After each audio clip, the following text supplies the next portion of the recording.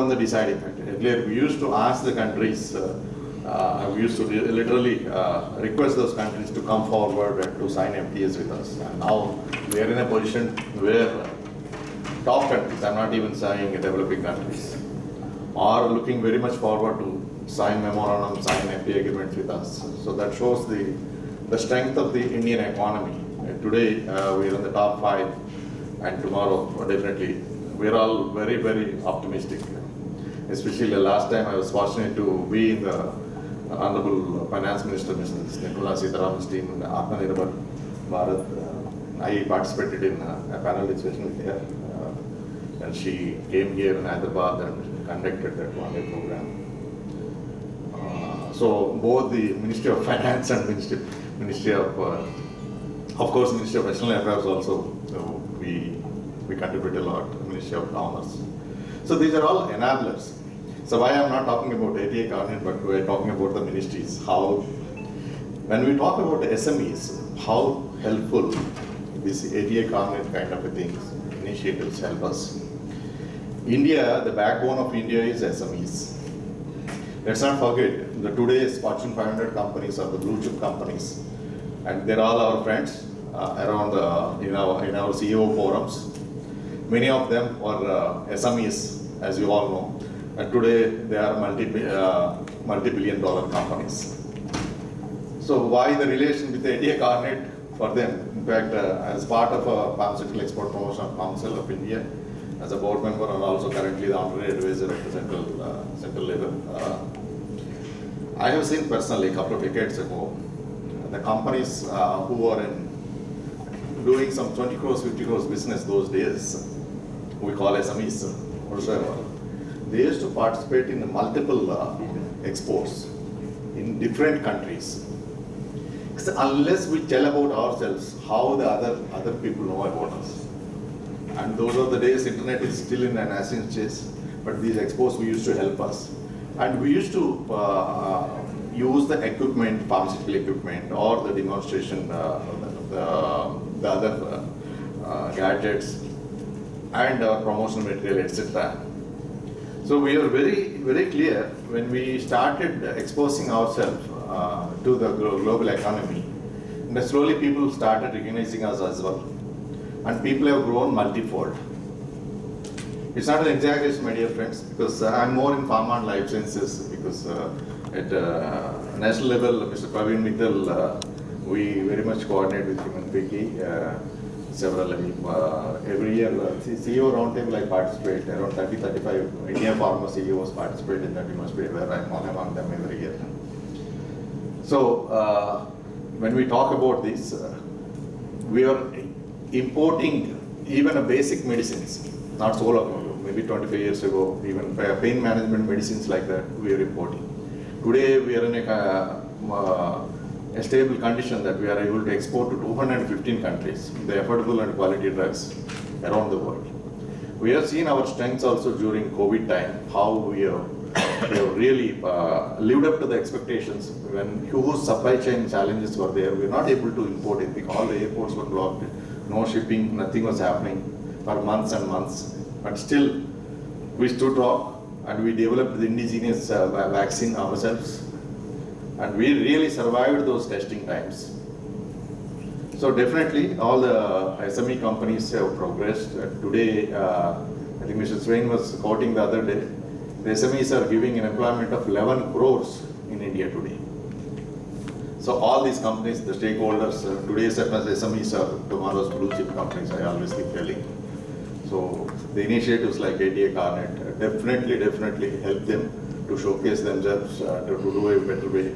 But my only caution is that the advantages what we have, I'm not going to elaborate on that. I went through all that, but I had some knowledge about ATA Carnet, but the honorable guests will definitely elaborate on those.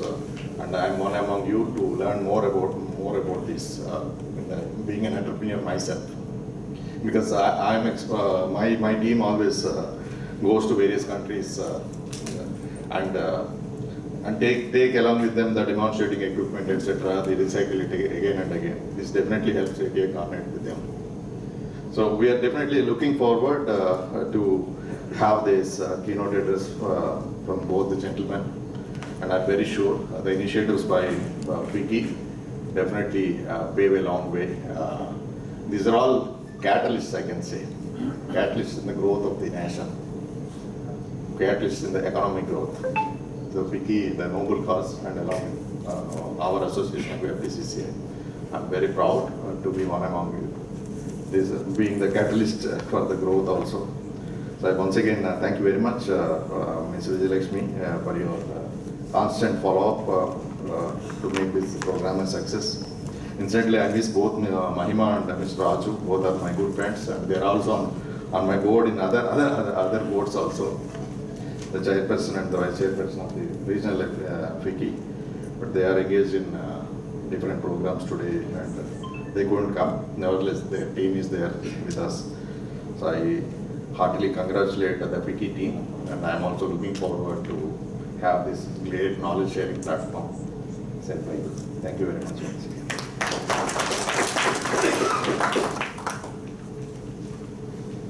Thank you, Mr.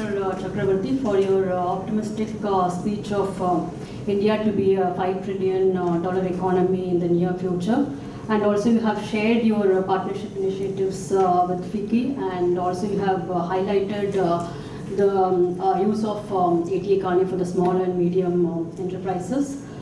Now, may I request Mr. Satish Kumar Reddy, trade facilitation expert and consultant from Asian Development Bank and former Commissioner of Customs and GST, to present Customs perspective on ATA Carnet.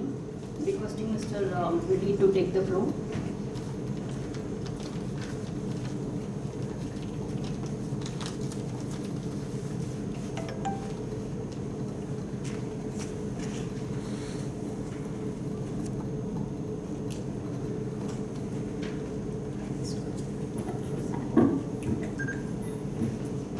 Thank you all, respected Principal Commissioner, incidentally a very good friend of mine too, and one of our best officers, Mr. Naidu, the officials from the Federation, Mr. Gupta, Mr. Singhal and Mr. Chakravarti, and members of trade and industry. Very happy to be here on this occasion, on this topic. This is generally not so well known. Maybe some of you have used this in your to further your business, but I thought instead of just talking, I'll show you a few slides on what this is and how you could potentially use it. So how many have you actually used? Some of you have actually used ATA Carnet in your business, either for import or for export. Oh, okay. Okay, I can see 2-3 hands. So I will take it as that there is huge potential for its use. Okay, so it's not moving perhaps. So anyway, so ATA Carnet is basically an instrument for temporary admission. That means you want to take goods temporarily to one country or many countries and bring them back, or you want to bring goods temporarily and send it back. Either way, it could be first export and then import, or the other way, but temporarily. It is an instrument for that. It's a globally recognized instrument, so it's not an India specific thing. It is very widely used. So it's not now, so why do you have to use it for, why do you have to temporarily export or import everything? One obvious example is if there are fairs and exhibitions. You want to exhibit a machine or any product of yours in abroad. Or you want to similarly bring something and send it back, or you want to send commercial samples, right? That's another possibility. Third, there is an event. For example, right now, Cricket World Cup is going on. Imagine the amount of equipment that will come in. TV cameras, broadcasting equipment, sound equipment, a huge amount of international press come, they bring their own cameras and other things. How do you conduct customs formalities for all this equipment?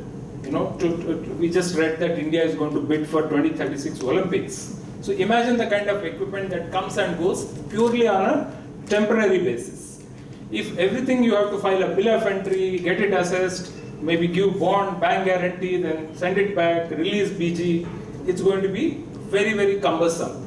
So countries world over have decided that for any such temporary movements, there should be an easy instrument. You don't have to go through the national formalities of each country, right? So these are the various thoughts that motivated countries to come up with an instrument to facilitate the movement of goods on temporary basis. So as I said, these are some of the events for which goods can come, exhibitions. You maybe something you want to bring for demonstrating before a Ministry of Defense, or you want to take it to another country for similar purposes, commercial samples, professional use like this, as I said, the press or a TV equipment.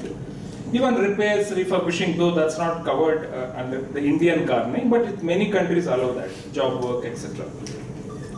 So temporary admission can be of goods, can be of vehicles also, but we will cover goods in this session.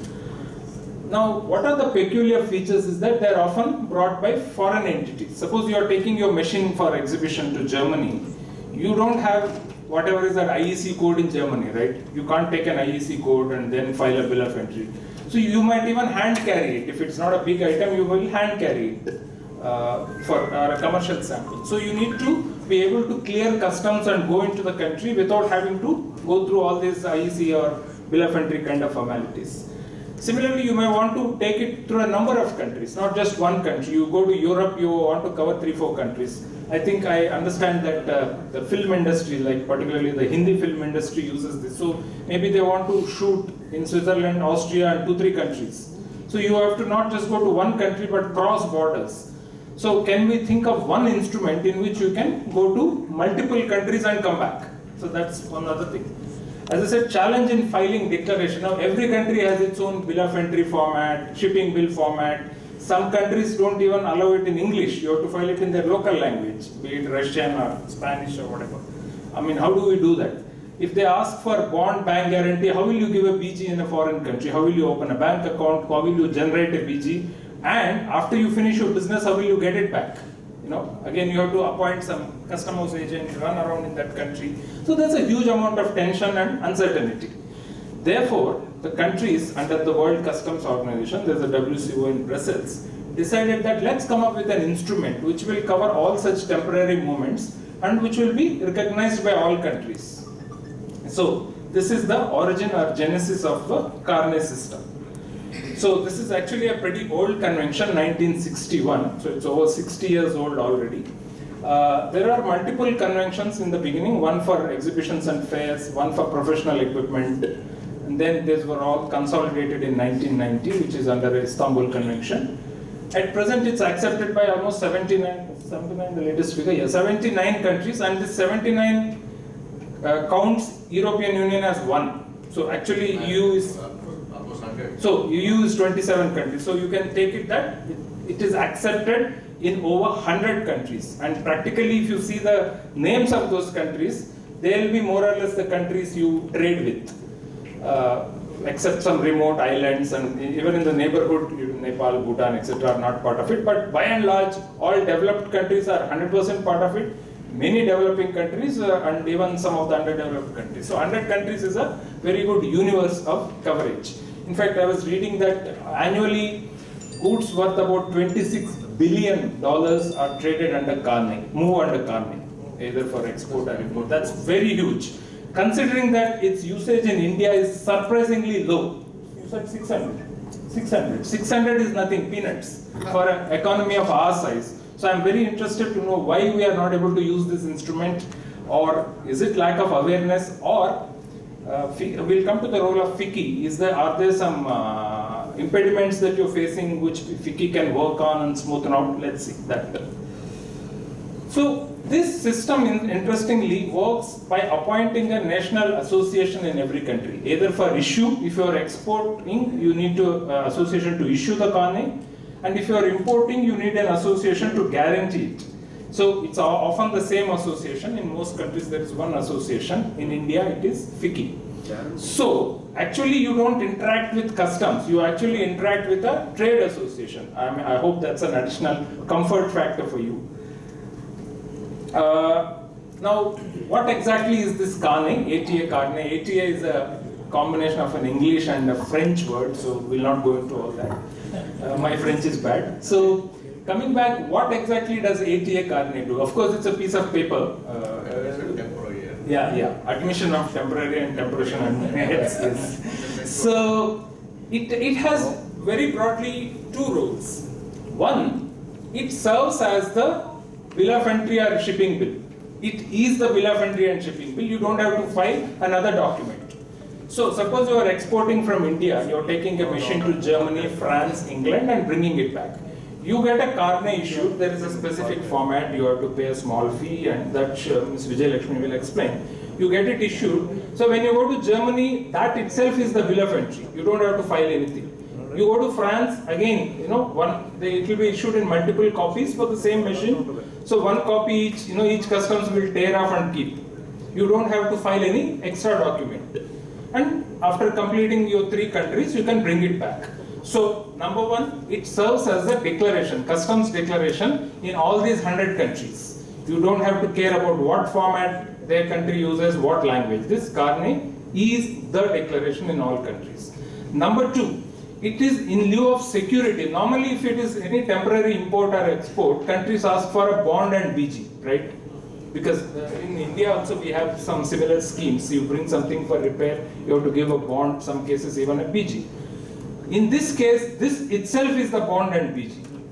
There is no need to execute a separate bond or BG in that country.